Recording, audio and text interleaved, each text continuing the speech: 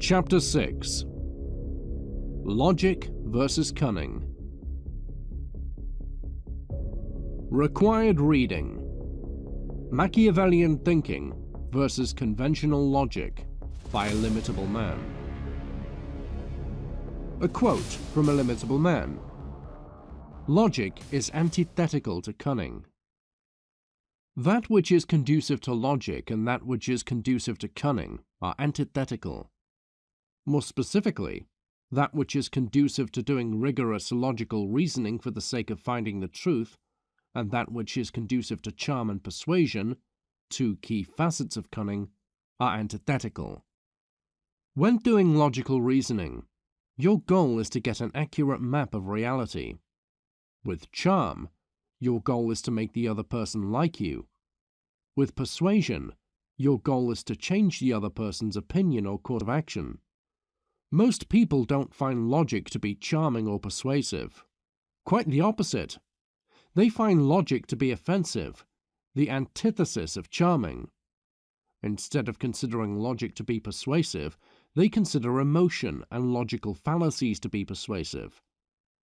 The aim of this essay is to illustrate the specific ways in which logic and cunning are antithetical. Logic versus cunning antitheticals. Number 1. Emotion. Terrible for logic, great for cunning. When doing logical reasoning, experiencing emotion is a liability. The more emotionally detached you are, the better. Emotion may bias you positively or negatively, in either case giving you an inaccurate view of reality.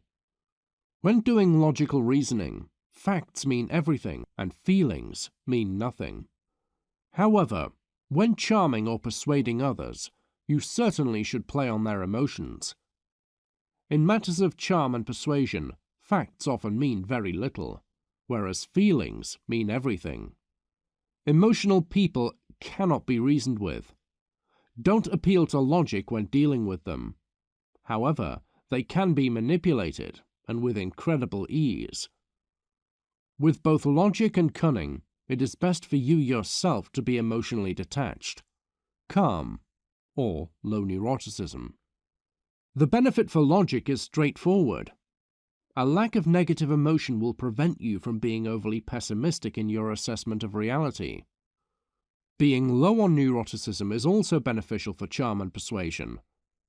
Not exhibiting any fear, anger, or sadness causes people to perceive you as likable, charm, and credible, persuasion.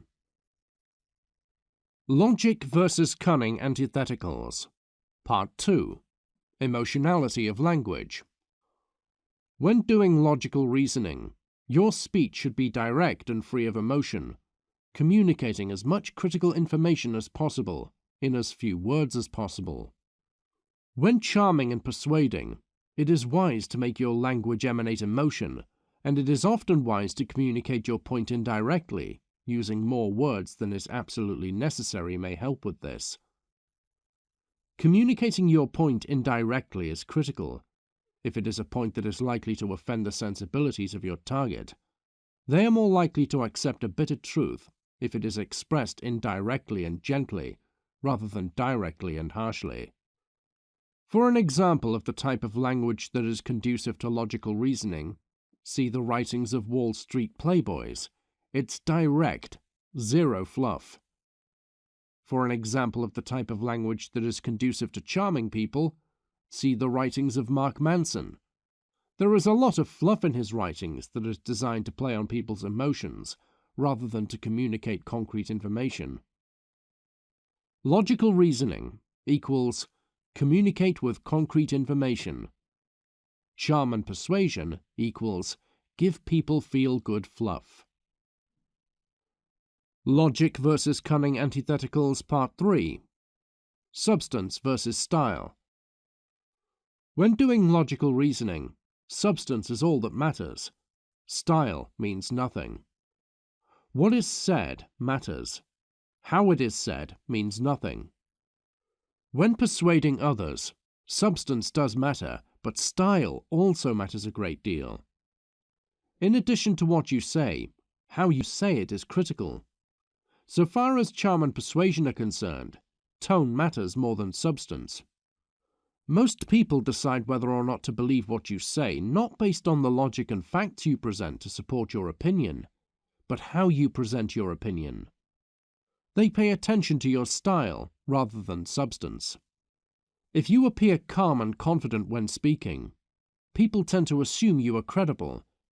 If you appear nervous or defensive, you are perceived as uncredible. All of this is the case, regardless of whether what you are saying is in actuality true or false.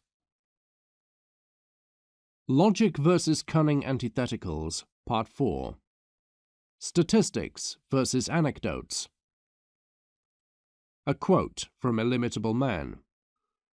Cunning and rhetoric almost always triumph over logic, fact and statistic in matters of persuasion. End quote.